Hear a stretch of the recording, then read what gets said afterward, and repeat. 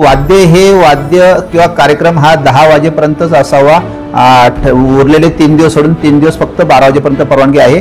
बाकीचे उर्वरित दिवस फक्त 10 वाजेपर्यंत परवानगी आहे। त्याबाबत गणपती मंडळांना आम्ही तारखा वेळोवेळी सांगून नियोजन करून घेऊ।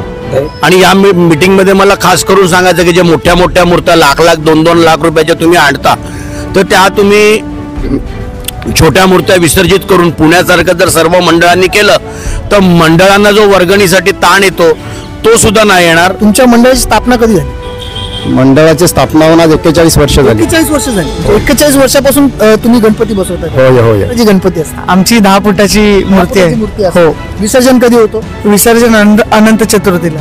जर पीओपीची मूर्तीला आपण सेवा करून पण आपल्याला ते विसर्जन तलावामध्ये नाही होत, त्या सेवाचा मतलबच नाहीये। आता जे पोलिसांनी तुम्हाला ज्या सूचना दिलेल्या आहेत त्या सूचनाचं पालन कशा प्रकारे करणार? तंतोतंत सगळे सहकार्य करतात। उत्सवाच्या काय सूचना आहेत पोलिसांकडून?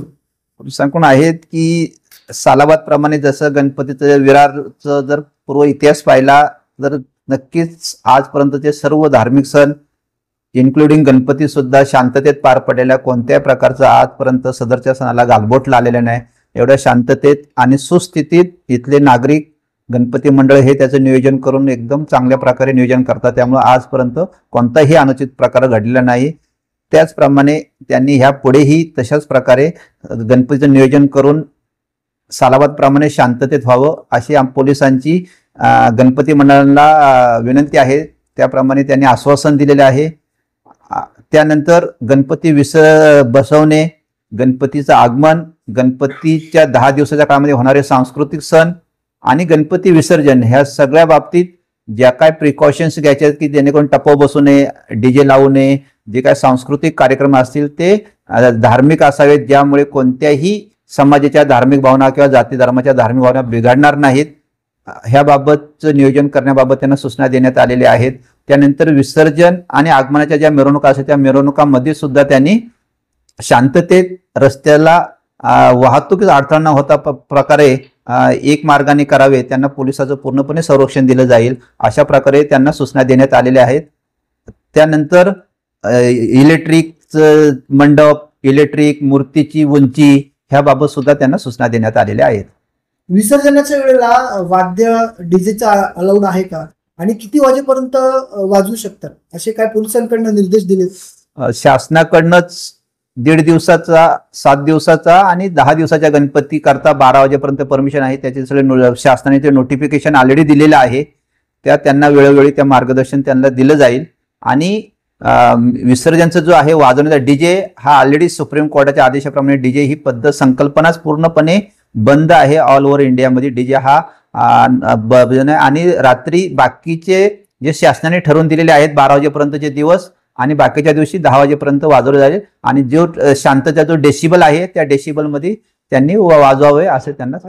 इतर जे सार्वजनिक मंडळ असतात त्या ठिकाणी आरती होते, आरतीच्या नंतर जे काही वाद्य वगैरे वाजतो त्याला किती वाजेपर्यंत परमिशन आहे? नाही, सगळं वाद्य हे वाद्य किंवा कार्यक्रम हा 10 वाजेपर्यंतच असावा। उरलेले 3 दिवस सोडून 3 दिवस फक्त 12 वाजेपर्यंत परवानगी आहे। बाकीचे उर्वरित दिवस फक्त 10 वाजेपर्यंत परवानगी आहे। त्याबाबत गणपती मंडळांना आम्ही तारखा वेळोवेळी सांगून नियोजन करून घेऊ। महाराष्ट्र न्यूज चॅनल मधून मी दीपक कोटेकर। यावेळेला मी उपस्थित आहे विरारच्या पोलीस ठाण्यामध्ये। 27 तारखेला गणपती बाप्पाचं आगमन होणार आहे आणि 6 तारखेला गणपती बाप्पाचं विसर्जन होणार आहे। या दरम्यान पोलिसांनी आता गणेश मंडळांना सूचना दिलेल्या आहेत। पोलिसांनी आपल्याला ज्या काही सूचना दिलेल्या आहेत त्या आपण आपल्या चॅनलच्या माध्यमातून पाहिलेल्या आहेत। आपल्याकडे काही मंडळ आहेत त्यांच्याशी देखील आपण बोलण्याचा प्रयत्न करू। सर, तुमचं नाव सांगा ना? प्रदीप लक्ष्मण पाटील। कुठे असतो तुमचं मंडळाचं नाव सांगा? मनवेलपाडा रोडला श्री साई हरिंगा मित्र मंडळ। किती दिवसाचा गणपती असतो तुमचा? 11 दिवसाचा। किती फुटाची मूर्ती असते? 5.5 फुटाची। 5.5 फुटाची। आणि विसर्जन कधी होतो? शेवटच्या दिवशी 11 दिवशी अनंत चतुर्थी। आता जे पोलिसांनी तुम्हाला जे काही सूचना दिलेल्या आहेत त्या बाबतीत तुमच्या सूचना पोलिसांना काय आहेत? कोणत्या प्रकारचा तुम्हाला गणेश उत्सवामध्ये प्रतिसाद मिळतो आणि कशा प्रकारे त्या ठिकाणी तुम्ही उत्सव साजरा करत असता? पोलिसांनी सांगितलेलं आहे कोणत्याही प्रकारे नशा पाणी न करता चांगले सांस्कृतिक कार्यक्रम वगैरे करून घ्या। मंडळाची स्थापना होऊन आज 41 वर्ष झाली। 41 वर्ष झाली। 41 वर्षापासून तुम्ही गणपती बसवताय? होय होय। आता आपण जर पाहिलं तर अनेक मंडळ आहेत, जी जुनी मंडळ आहेत। तुमचं नाव सांगा? माझं नाव मयूर संजय थोरात आहे। मंडळाचं नाव काय? मंडळाचं नाव श्री साई मित्र मंडळ। आमची 10 फुटाची मूर्ती आहे. मूर्ती असते. हो. विसर्जन कधी होतो? विसर्जन अनंत चतुर्थीला. किती वर्षापासून तुम्ही गणपती उत्सव साजरा आता आमचं गेले 10 वर्ष झालं मंडळ कारगिल नगर रिक्षा स्टँडला आहे, मार्केटचा राजा या नावाने.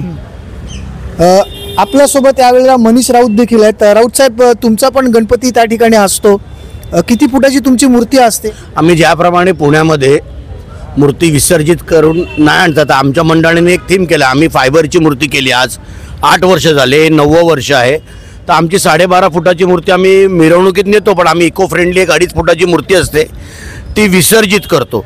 आणि या मीटिंगमध्ये मला खास करून सांगायचं की जे मोठ्या मोठ्या मूर्त्या लाख 2-2 लाख रुपयाच्या तुम्ही आणता, तर त्या तुम्ही छोट्या मूर्त्या विसर्जित करून पुण्यासारखं जर सर्व मंडळांनी केलं तर मंडळांना जो वर्गणीसाठी ताण येतो तो सुद्धा नाही येणार.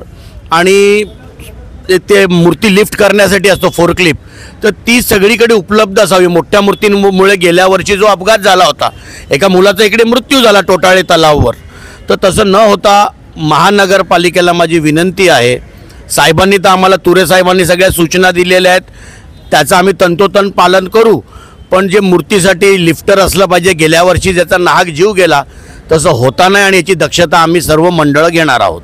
खरं आहे, त्यांनी एक चांगली संकल्पना सांगितलेली आहे की दरवर्षी मूर्तीमागे आपले भले मोठे पैसे आपल्याला मोजावे लागतात, आणि जर अशी संकल्पना आपण केली तर आपल्या खिशाला कुठेतरी आळा बसू शकतो आणि विसर्जनाच्या वेळेला जो काही त्रास होतो तो देखील वाचू शकतो. दादा, नाव सांग तुझं? विकी राठोड.